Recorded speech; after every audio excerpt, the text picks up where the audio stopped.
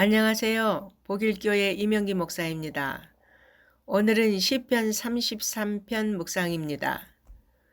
시인은 의인들을 향하여 하나님을 찬양할 것을 촉구하면서 너희 의인들아 여호와를 즐거워하라고 명령합니다.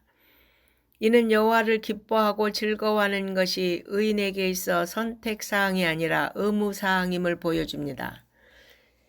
시인은 하나님을 찬양하라고 하면서 동시에 하나님을 경외하는 자들, 정직한 자들이 하나님의 구속에 대한 넘치는 감사와 감격으로 흥겹게 찬양하는 장면, 온갖 악기가 동원되고 지속적으로 새로운 노래가 울려 퍼지며 그로 인해 찬양으로 인한 즐거움과 감사, 감격을 만끽할 수 있는 장면을 그려주고 있습니다.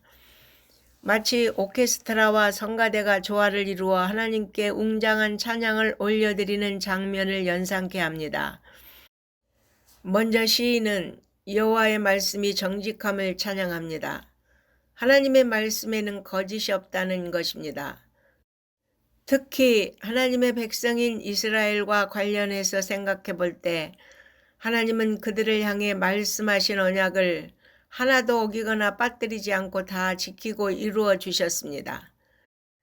이러한 하나님의 말씀과 신실하심은 아는 모든 이들이 소리 높여 찬양할 찬양의 제목임이 분명합니다. 저 역시도 하나님의 말씀은 정직하고 확실하며 거짓이 없다는 것을 확신하며 감사 찬양 드립니다.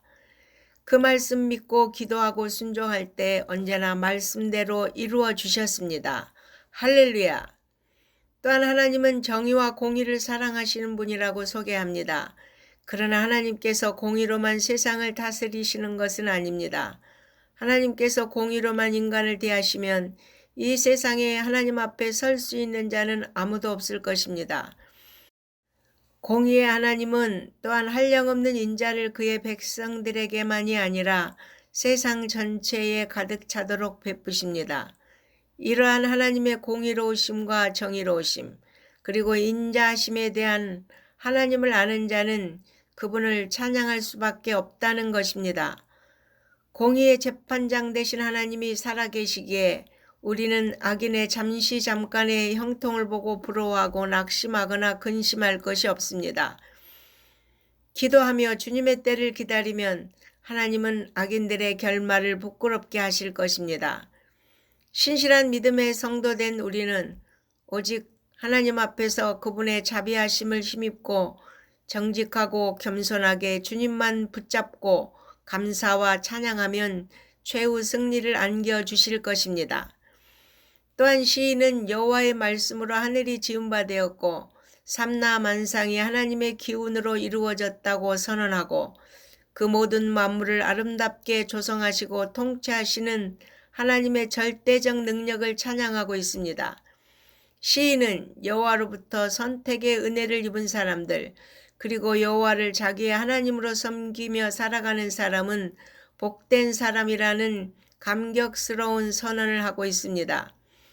한편 신약시대에는 그리스도를 믿음으로 구원받은 모든 성도 역시 감격적인 고백의 주인공이라 할 수 있습니다.